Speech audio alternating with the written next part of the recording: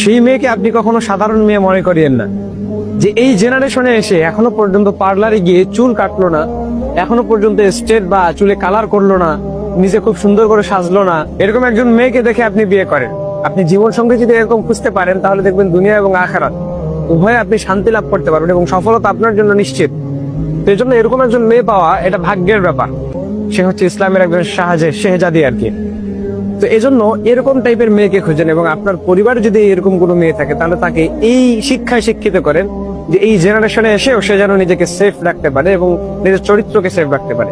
ছেলেদের ক্ষেত্রে তো মাস্ট বি এটা প্রয়োজন আছে অবশ্যই, কিন্তু এই জেনারেশনে এসে আমাদেরকে সতর্ক থাকতে হবে, এবং খাস করে ছেলেদের এবং মেয়েদের উভয়ের জীবন সঙ্গী খোঁজার ক্ষেত্রে এই নিয়মগুলো আমাদেরকে মেনে চললে পরে আমরা দুনিয়া আখিরাত উভয়ই সফলতা অর্জন করতে পারবো এবং পরকালে গিয়ে তার হাত ধরে আমরা জান্নাত পর্যন্ত যেতে পারবো।